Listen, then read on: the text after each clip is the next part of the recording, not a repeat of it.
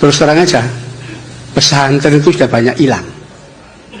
Pesantren-pesantren besar itu sudah tidak ada pesantrennya. Namanya aja masih pesantren. Tapi apa dalamnya?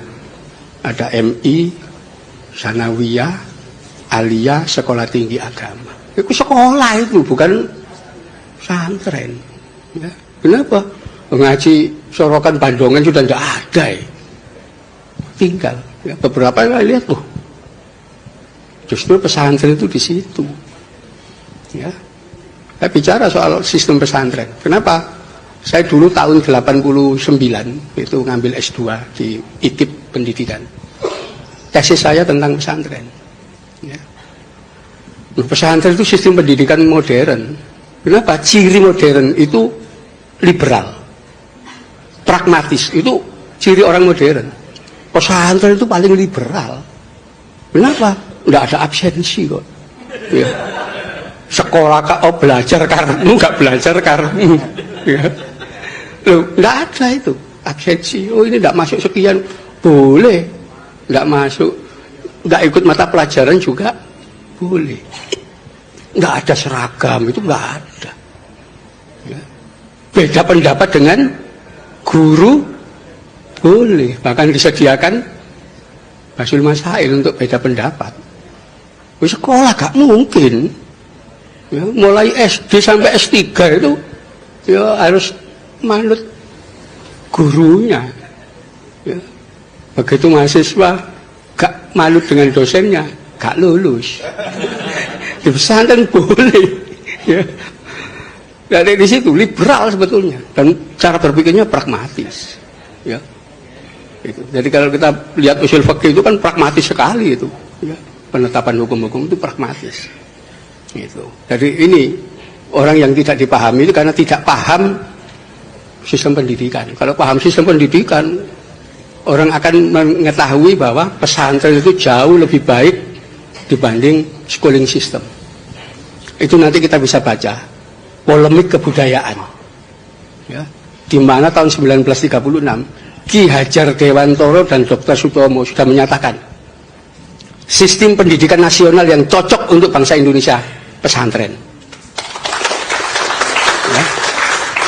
Ternyata saat itu Belanda ketakutan. Loh, pesantren itu selalu berontak ya. Ya. Ini luar biasa ini kalau sampai jadi pendidikan nasional, nggak lama terusir. Ya. Disitulah oleh Belanda dimunculkan pegawainya dia yang dipercaya. Namanya Sultan Takdir Ali Sabana. Ya, dia diangkat menjadi direktur Balai Pustaka, penerbitan percetakan terbesar milik pemerintah Belanda. Disitulah Sultan Takdir menulis tulisan-tulisan bahwa pesantren itu sekolah primitif, ya, yang menolak modernisme dan seterusnya. Di situ muncul daerah pesantren itu tempatnya orang bodoh-bodoh, ya, primitif, tidak maju menolak modern.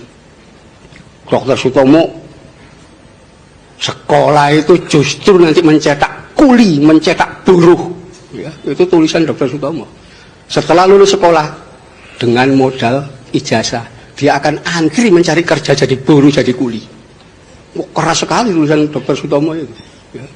Karena itu beliau itu sekalipun dokter tidak mau jadi dokternya pemerintah, praktek sendiri ke masyarakat. Ya. Luar biasa waktu itu. Terjadilah sampai Sanusi Pane ikut. Ya. Itu mencela juga pandangan Sultan Takdir. Tapi karena Dr. Sutomo mendadak meninggal, nggak tahu kenapa mendadak dalam usia muda meninggal, nggak berlanjut. Ya. Kenapa? Ki Hajar Dewantoro sudah sangat tua. Ya. Akhirnya disitulah sampai membuat taman sisma macam-macam itu sebetulnya menggabungkan antara pesantren dengan sekolah. Itu polemik kebudayaan, nggak boleh kita lupakan. Ya. Dan memang kalau kita waktu itu menerima konsep dari Dr. Sutomo dan Ki Hajar Dewantoro menerapkan pesantren sistem, ya kita katakan sistem ya, bukan lembaga. itu Indonesia pasti sudah maju. Ya. Kenapa? Karena pertama liberal, ya, orang boleh berpikir, beda pendapat dan seterusnya. Dan kedua pragmatis. Sekolah, enggak. Pelajaran ini dogmatik, doktriner. Ya. Karena itu makin lama orang sekolah di ya, lembaga namanya sekolah ini, dia makin menjadi the classman, manusia kelas. Kenapa? Loh, mulai taman kanak-kanak, SD, SMP, SMA, S1, S2, S3, belajarnya di dalam kelas. Dia tidak tahu dunia luar.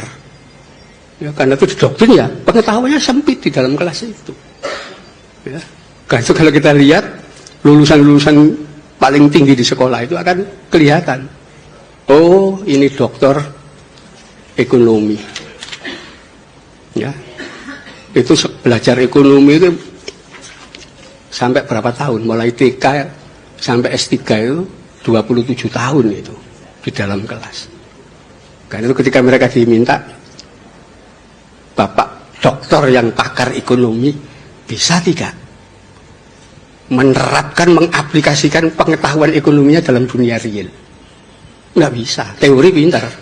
Ya. Kenapa? Fakta sejarah menunjukkan konglomerat sak dunia itu tidak ada yang doktor ekonomi. Oh iya, SD gak lulus, SD, ya, SMP, orang-orang itu, ya, sampai kemarin itu istrinya Bill Gates itu drop out, ya. Belum pernah. Nanti silakan dibuka aja. Ada nggak dokter ekonomi yang jadi konglomerat? Nggak ada. Begitu juga pakar ilmu politik, ya. Belum ada dokter ilmu politik jadi presiden di satu negara. Ya. Loh, faktanya begitu. Amerika itu negara gede, kurangnya apa? Mana pernah dipimpin dokter ilmu politik? Nggak ada. Di Rusia, Jerman, Perancis, semua orang pendidikan rendah-rendah semua. Kenapa? Orang yang tahu dunia real, bukan di dalam kelas. Ya, nanti di dalam semuanya akan kelihatan itu. Ya, jadi kalau pesantren kan enggak, ya realitas masyarakat. Kenapa? Enggak menggantungkan diri pada ijazah. Wong ijazah sekolah enggak laku, ya. Untuk daftar tentara juga enggak boleh. Daftar polisi juga apa ki pesantren. Enggak dianggap. Ya, tapi itu fakta. Ya. Bahkan kalau kita mau buka sejarah bagaimana kaum sarungan yang dianggap primitif itu, ya, dalam sejarah kita, yang melahirkan TNI itu orang-orang dari pesantren mayoritas, ya. Itu fakta, ya. Saya nulis buku judulnya Fatwa dan Resolusi Jihad, ya. Sekarang masih proses. Saya nggak ngerti kenapa terlambat, padahal sudah selesai Desember 2016 kemarin.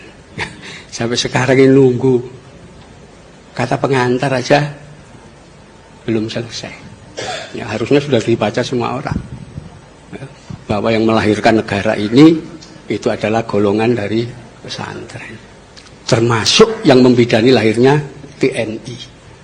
Anda bisa bayangkan TKR ketika dibentuk, ya, 5 Oktober 1945, tanggal 10 Oktober sudah diumumkan, ya, TKR itu memiliki 10 divisi, ya, 10 divisi, satu divisi isinya 10.000 pasukan, ya, itu terdiri dari 4-5 brigade.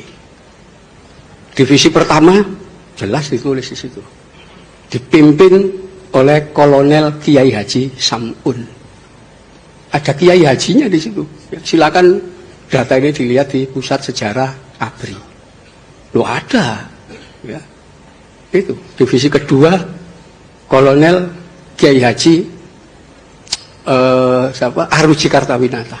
Ada Kiai Hajinya diilangi, ya. Komandan Resimen 17 Letnan Kolonel Iskandar Idris.